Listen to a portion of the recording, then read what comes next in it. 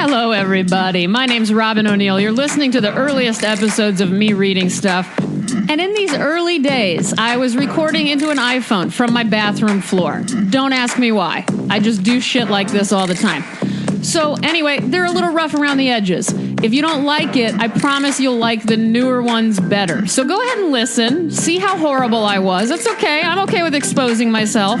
And then hopefully you'll like it better as time goes on. But I appreciate you listening. Please subscribe on iTunes. Leave me a review if you like it. If you don't, have a nice day. Buy yourself a sandwich on me. I love you guys. Hit me up on Instagram and Twitter at ROBYN_ONEIL. Take care of yourselves.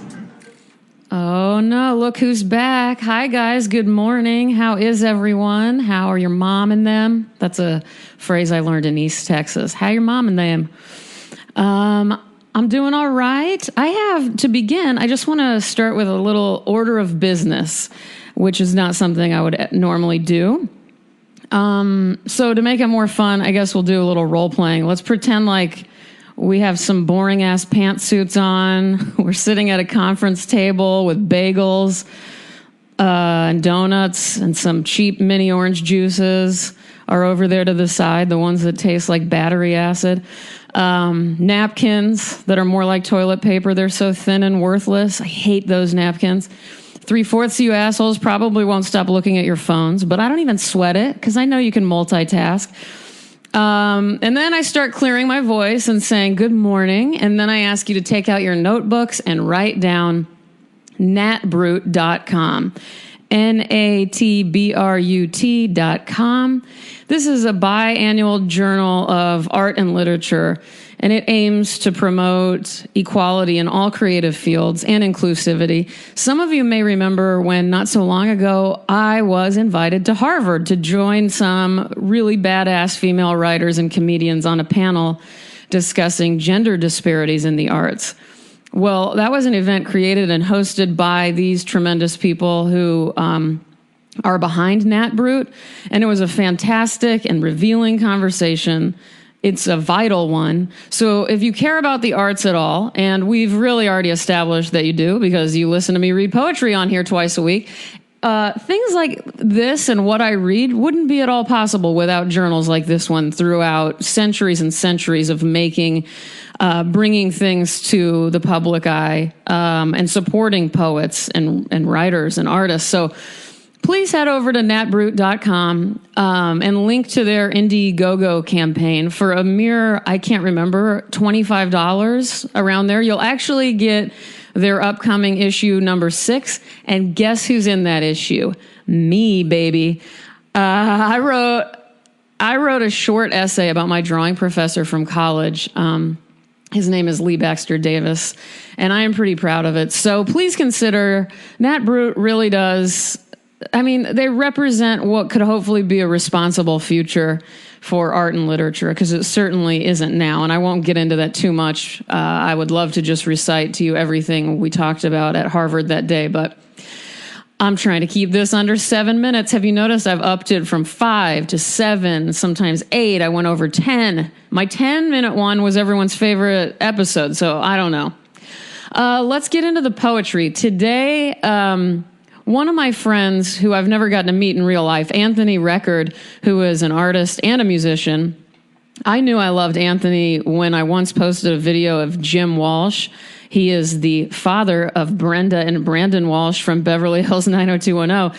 And there were a couple episodes where he was really obsessed with a keyboard, and it was all he talked about. And I posted some video of Mr. Walsh with his keyboard, and Anthony commented that no other video in existence more accurately described his personality. And how can you not love that? But please check out anthonyrecord.com. It's just like it sounds.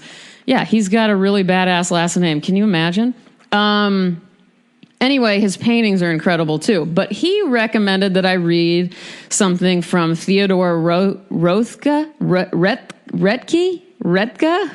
I really don't. I've never heard anyone say his name.